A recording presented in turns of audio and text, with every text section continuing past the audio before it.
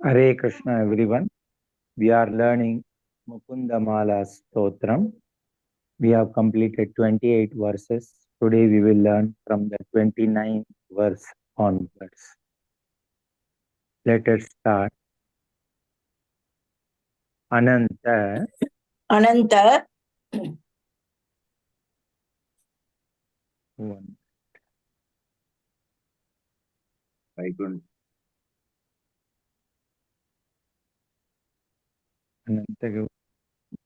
Vaikuntha.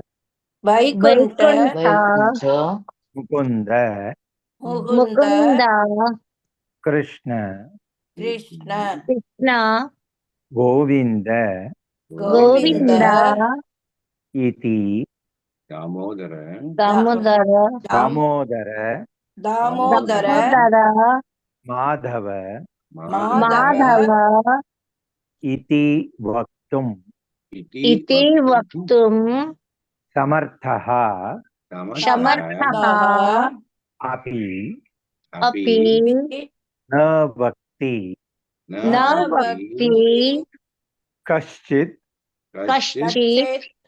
Aho jananam.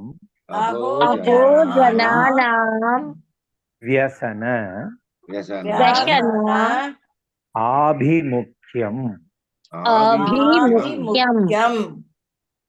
Ananta Vaikuntha Mukunda Krishna.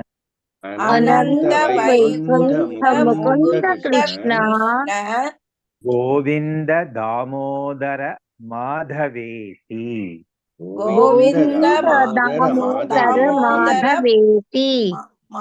Vaktum Samarthopi Na Vakti Kaschit.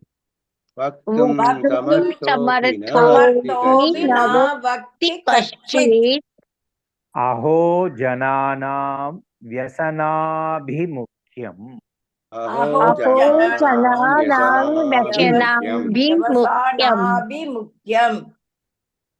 दो line. अनंत वैकुंठ मुकुंद कृष्ण गोविंद दामोदर माधवेति. अनंत वैकुंठ मुकुंद कृष्ण गोविंद दामोदर माधवेति. वक्तुम समर्थोपि न वक्ति कश्चित् अहो जनानां व्यसनाभिमुख्यम्. वक्तुं समर्थोऽपि न वक्ति कश्चित् अहो जनानां व्यसनाभिमुख्यम्. पूरा श्लोक. अनंत वैकुंठ मुकुंद कृष्ण गोविंद दामोदर माधवेति. वक्तुम समर्थोपि न वक्ति कश्चित् अहो जनानां व्यसनाभिमुख्यम्. अनंत वैकुंठ मुकुंद कृष्ण गोविंद दामोदर माधवेति. वक्तुं समर्थोऽपि न वक्ति कश्चित् अहो जनानां व्यसनाभिमुख्यम्. Translation. Previous shloka and current shloka 29, 28 and 29. O Srinath Narayana Vasudeva, Divine Krishna, O kind friend of your devotees, O Chakrapani, Padmanabha, Achyuta, Kaitabhari, Rama, Padmaksha, Hari, Murari, O Ananta, Vaikuntha, Mukunda, Krishna, Govinda, Damodara, Madhava. Although all people can address you, still they remain silent. Just see how eager they are for their own peril. Wonderful slow.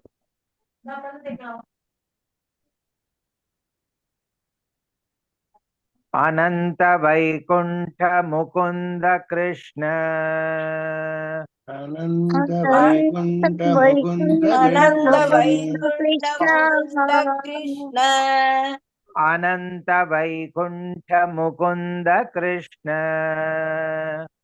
अनंत वैकुंठ मुकुंद कृष्ण गोविंद दामोदर माधवेति गोविंद दामोदर माधवेति माधवेति गोविंद दामोदर माधवेति गोविंद दामोदर माधवेति वक्तुं समर्थोऽपि न वक्ति कश्चित् वक्तुं समर्थोऽपि न वक्ति कश्चित् वक्तुं समर्थोऽपि न वक्ति कश्चित् वक्तुं समर्थोऽपि न वक्ति कश्चित् अहो जनानां व्यसनाभिमुख्यम् अहो जनानां व्यसनाभिमुख्यम् अहो जनानां व्यसनाभिमुख्यम् अहो व्यसनाभिमुख्यम् दो लाइन अनंत वैकुंठ मुकुंद कृष्ण गोविंद दामोदर माधवेति अनंत वैकुंठ मुकुंद कृष्ण गोविंद दामोदर माधवेति अनंत वैकुंठ मुकुंद कृष्ण गोविंद दामोदर माधवेति अनंत वैकुंठ मुकुंद कृष्ण गोविंद दामोदर माधवेति वक्तुं समर्थोऽपि न वक्ति कश्चित् अहो जनानां व्यसनाभिमुख्यम् वक्तुं समर्थोऽपि न वक्ति कश्चित् अहो जनानां व्यसनाभिमुख्यम् वक्तुं समर्थोऽपि न वक्ति कश्चित् अहो जनानां व्यसनाभिमुख्यम् वक्तुं समर्थोऽपि न वक्ति कश्चित् अहो जनानां व्यसनाभिमुख्यम् पूरा श्लोक अनंत वैकुंठ मुकुंद कृष्ण गोविंद दामोदर माधवेति वक्तुं समर्थोऽपि न वक्ति कश्चित् अहो जनानां व्यसनाभिमुख्यम् अनंत वैकुंठ मुकुंद कृष्ण गोविंद दामोदर माधवेति भक्तुं समर्थोऽपि न वक्ति कश्चित् अहो जनानां व्यसनाभिमुख्यम् One more time. अनंत वैकुंठ मुकुंद कृष्ण गोविंद दामोदर माधवेति वक्तुं समर्थोऽपि न वक्ति कश्चित् अहो जनानां व्यसनाभिमुख्यम् अनंत वैकुंठ मुकुंद कृष्ण गोविंद दामोदर माधवेति वक्तुं समर्थोऽपि न वक्ति कश्चित् अहो जनानां व्यसनाभिमुख्यम् Verse number 30.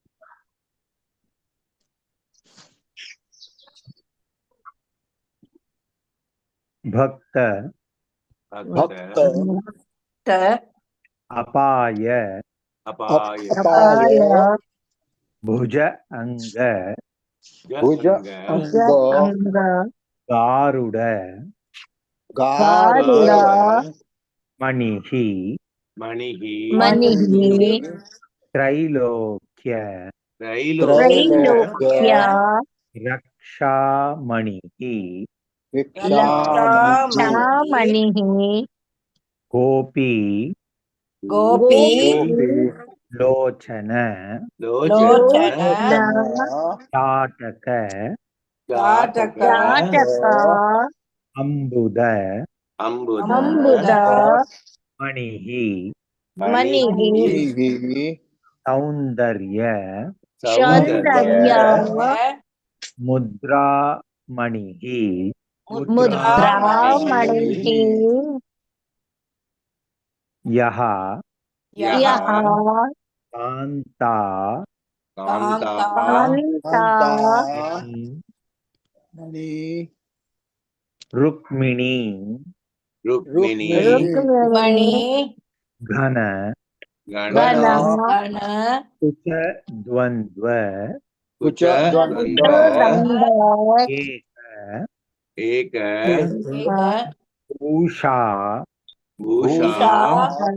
मणिः मणिः श्रेयः श्रेयः देव देव शिखामणिः दिशतु दिशतु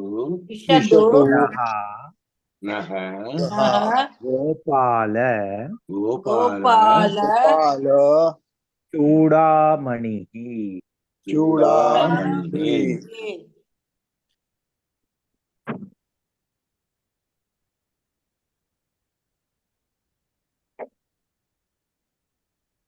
भक्तापाय भुजंग गारुड मणिस्त्रैलोक्य रक्षामणिः भक्तापाय भुजंग गरुड़ मणि त्रैलोक्य रक्षामणि मणिर लिखा है तो भी मणि ही करके एंड करना, ठीक है। ओके। गोपी लोचन चाटकाम्बुद मणि सौंदर्य मुद्रा मणि गोपीलोचन चाटकाम्बुदमणि सौंदर्य मुद्रामणि बीच में कहा मणि ही है या मणिस है, उसे मणि करके प्रोनाउंस करना इन बिटवीन द लाइन। यकांत मणि रुक्मिणी घन कुच द्वंद्वैक भूषा मणि यकांतमणि रुक्मिणी घन कुच गंधैक भूषामणि श्रेयो देव शिखा मणिर्दिशतु नो गोपाल चूड़ामणि शिखामणि दिशतु नो गोपाल चूड़ामणि। दो लाइन ध्यान से सुनकर अच्छी तरह से दोहराना। भक्तापाय भुजंग गारुड मणिश त्रैलोक्य रक्षामणि।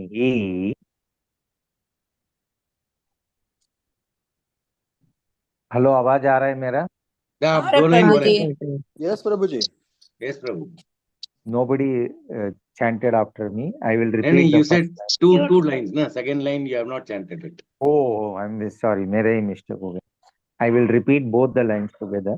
भक्तापाय भुजंग गारुड मणि त्रैलोक्य रक्षामणि गोपी लोचन चाटकाम्बुद मणि सौंदर्य मुद्रामणि। भक्तापाय भुजंग गारुड़ मणि लोकगक्षमणि गोपीलोचन चाटकम्बुदमणि सौंदर्य मुद्रामणि। यकांत यक्कान्तमणि रुक्मिणी घनकुच द्वन्द्वैकभूषामणिः श्रेयो देवशिखामणिर्दिशतु नो गोपालचूडामणिः यक्कान्तमणि रुक्मिणी यकान्तमणि घनकुच रुक्मिणी घनकुच द्वन्द्वैकभूषामणिः द्वन्द्वैकभूषामणि श्रेयो श्रेयो देवशिखामणि देवशिखामणिर्दिशतु दिशतु नो गोपालचूडामणिः पूरा श्लोक।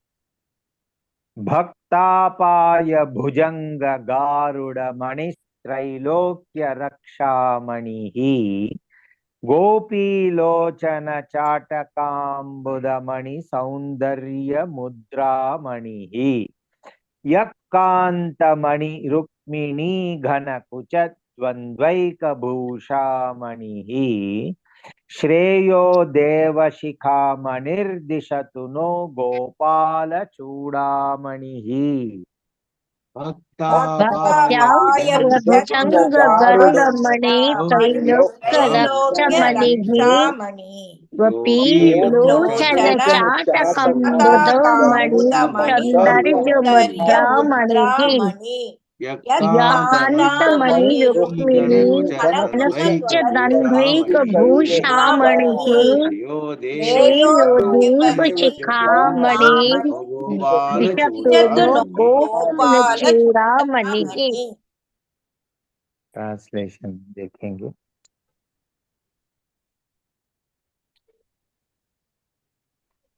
He is the jewel riding on the back of Garuda, who carries away the Lord's devotees on his wings.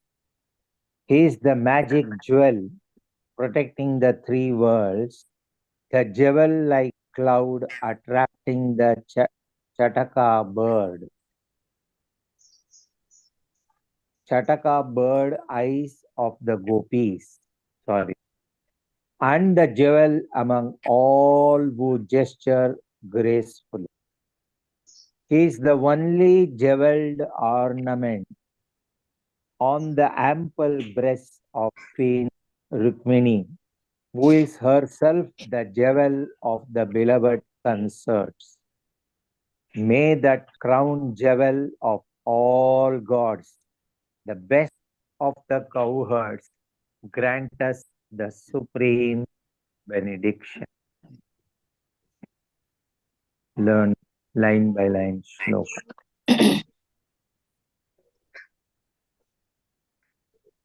भक्तापाय भुजंग गारुड़ मणित्रैलोक्य रक्षामणिः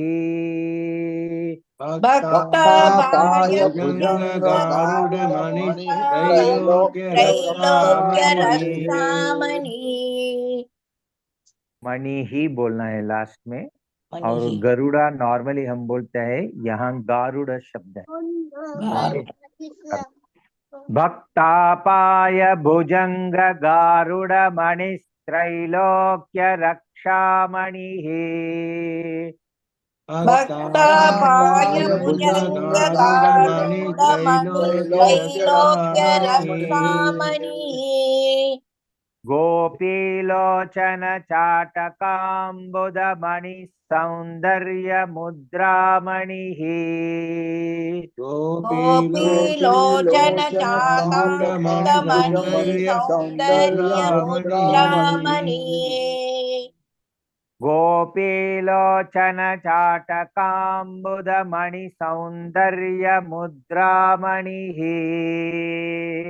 गोपीलोचन चाटकाम्बुदमणि सौंदर्य मुद्रामणिः यक्कान्तमणि रुक्मिणी घनकुच द्वन्द्वैकभूषामणिः यक्कान्तमणि रुक्मिणी घनकुच द्वन्द्वैकभूषामणिः यक्कान्तमणि रुक्मिणी घनकुच द्वन्द्वैकभूषामणिः यक्कान्तमणि रुक्मिणी घनकुच द्वन्द्वैकभूषामणिः श्रेयो देवशिखामणिर्दिशतु नो गोपालचूडामणिः श्रेयो देवसिकामणि द्विजतु नो गोपालचूडामणि श्रेयो देवशिखामणिर्दिशतु नो गोपालचूडामणिः श्रेयो देवसिकामणि द्विजतु नो गोपालचूडामणि दो लाइन भक्तापाय भुजंगगारुडमणिस्त्रैलोक्य रक्षामणिः गोपीलोचन चाटकाम्बुदमणि सौंदर्य मुद्रामणिः भक्तापाय भुजङ्गकारुणामणि त्रैलोक्य रक्षामणिः गोपीलोचन चाटकाम्बुदमणि सौन्दर्य मुद्रामणिः भक्तापाय भुजंगगारुडमणिस्त्रैलोक्य रक्षामणिः गोपीलोचन चाटकाम्बुदमणि सौंदर्य मुद्रामणिः भक्तापाय भुजङ्गकारुणमणि त्रैलोक्य रक्षामणिः गोपीलोचन चाटकाम्बुदमणि सौन्दर्य मुद्रामणिः यक्कान्तमणि रुक्मिणी घनकुचद्वन्द्वैकभूषामणिः श्रेयो देवशिखामणिर्दिशतु नो गोपालचूडामणिः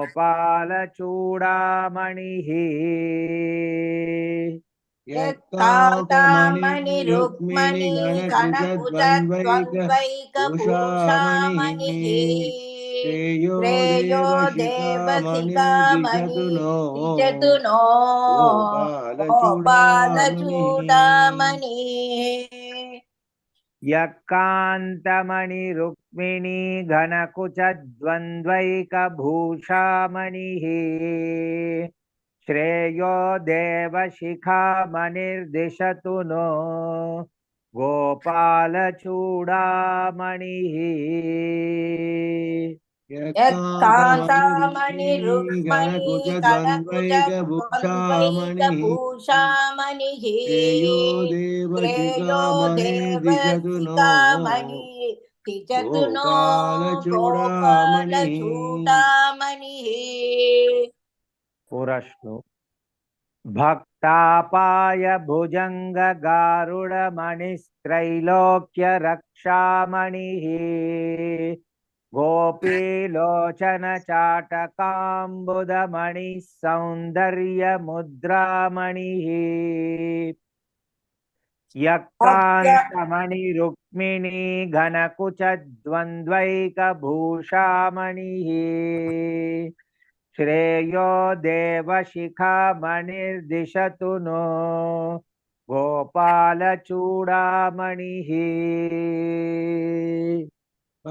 भक्त्यापाय भुजङ्गकारुणमणि त्रैलोक्य रक्षामणिः गोपीलोचन चाटकाम्बुदमणि सौन्दर्य मुद्रामणिः यक्कान्तमणि रुक्मिणी गणकुचद्वन्द्वैकभूषामणिः श्रेयो देवसिकामणिर्दिशतु नो द्विजतु नो गोपालचूडामणिः गोपालचूडामणि One more time. भक्तापाय भुजंगगारुडमणिस्त्रैलोक्य रक्षामणिः गोपीलोचन चाटकाम्बुदमणि सौंदर्य मुद्रामणिः यक्कान्तमणि रुक्मिणी घनकुचद्वन्द्वैकभूषामणिः श्रेयो देवशिखामणिर्दिशतु नो गोपालचूडामणिः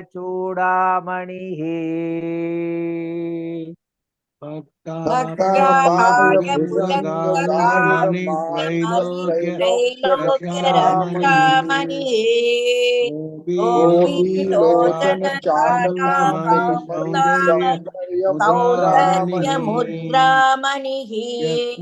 यच्चाक्यमणि रुक्मणि गणकुशद्वन्द्वैकभूषामणिः श्रेयो देवशिखामणि तिजतु नो गोपालचूडामणि। गोपालचूडामणि।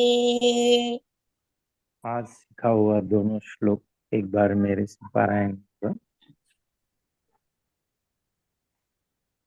Verse number 29 and 30. First 29. Anant Vaikunth Mukund Krishna Govind Damodar माधवेति वक्तुं समर्थोऽपि न वक्ति कश्चित् अहो जनानां व्यसनाभिमुख्यम्। Verse number 30.